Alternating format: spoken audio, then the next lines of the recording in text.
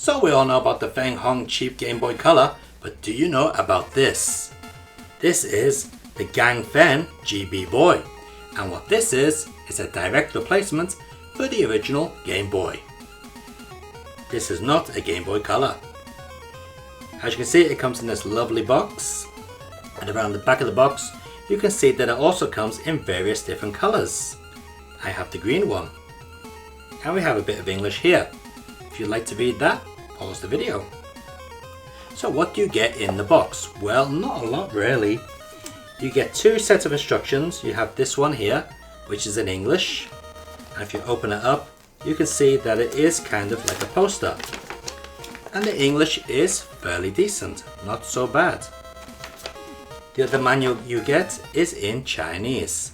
This is the same thing, but just without the English, obviously. And of course, also in the box we have the Game Boy itself, or the GB Boy I should say. Now the quality of this machine is actually very good. It feels really solid. You got a decent control pad, some nice buttons here, start and select, and a pretty powerful speaker. On this side of the machine you have a volume control and a link cable port, and this is compatible or cross-compatible with official Nintendo Game Boys. On the other side we have a contrast control to adjust the contrast of the screen. The screen's resolution is 4:3 and it's pretty much the same as the original Game Boy. On the bottom of the machine we've got a power input and a headphone jack, and on the top we've got the power on switch. The machine itself runs off two AAA batteries, which will give you up to 8 hours of gameplay. Not too bad. Remember though that this machine has no backlight. It is basically just a replacement of the original Game Boy. You'll also be happy to know that this is not emulation. It runs real hardware, or cloned hardware, based upon the original Game Boy. But how well does it play Game Boy games? Well, it just so happens that I have quite a few here. And let's take a look at some of these games. We'll start off with a classic, Tetris. Okay, so here we go with Tetris. Let's switch on the old Game Boy and see what we get. Well, as you can see, it boots up with a SGM logo, and I can see on this camera the refresh rate seems to be flickering on the screen, but I can assure you in real life it doesn't look like that at all. Tell you what, let's prop this up as well. Yeah, we'll use this Game Boy game to prop it up so you can get a better view on the camera.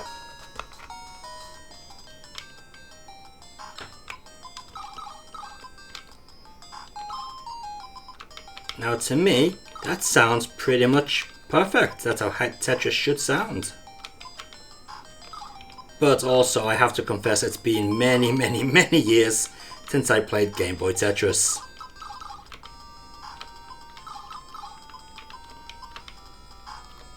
Well, that wasn't a good move. Oh, neither was that.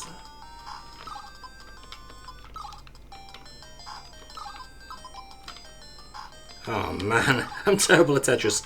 So anyway, yeah, as you can see, there's a little bit of blur to the screen, but the original Game Boy also had a blurry screen. But I must admit that this is a big improvement upon the original.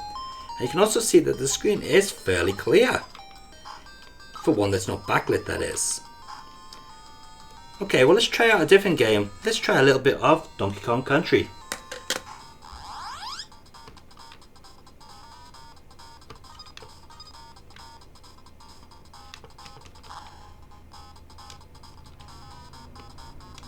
Yeah, it seems fairly good. I mean, it seems to be running at the correct speed from what I remember it should be like.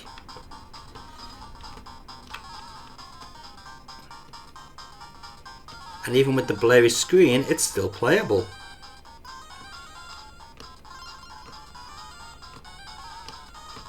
Oh, I'm dead.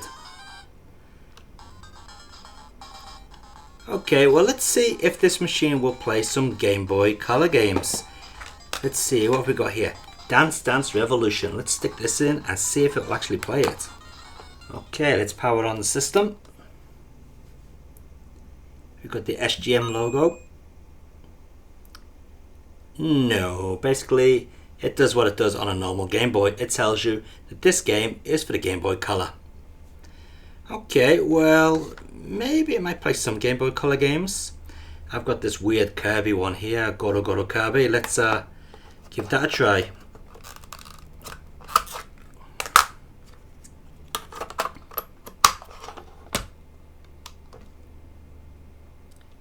Can't skip this either.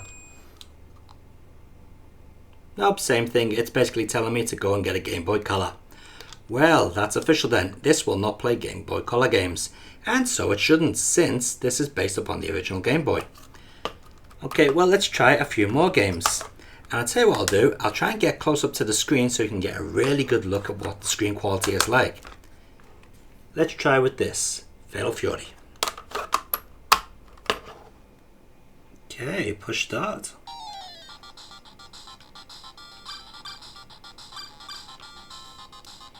Now that seems a little bit too fast to me on the audio. How about you guys?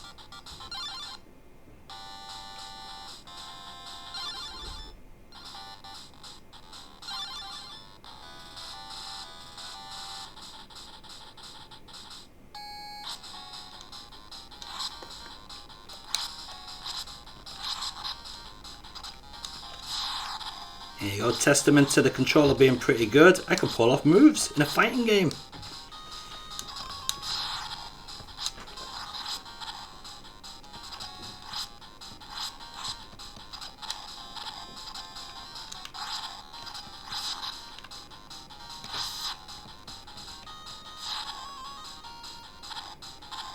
Now let's just check this against emulation to see if the speed of this is faster than the original.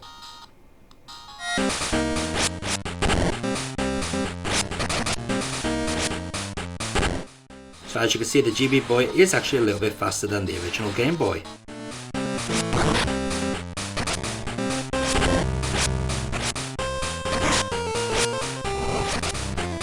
So there you have it, the GB Boy. It's about the size of a Game Boy Pocket Color, but plays regular Game Boy games. It does what it does pretty well, and the screen is fairly good. You can see it in slightly dim light, and of course you can see it perfectly well outdoors. And as this video proves, you can even see it when filming it, which is something you can't really do on an original Game Boy that well. So at the time of buying this, it cost $14 US. That's it, $14 US. The price may be changed by now, but that's how much it cost when I bought it, and for $14 US, you definitely cannot go wrong. Now I would like to show you inside this machine, but there's one problem. We've got regular screws here, but up here, we've got these really funky ones. And my Nintendo bit won't actually fit inside the casing. It's too thick, so I can't get the screws out, which is a bit of a shame. But I'm sure somebody out there will take one of these apart at some point so we can all see inside. But yet again, we've got something from China that's definitely worth buying, the GB Boy Original.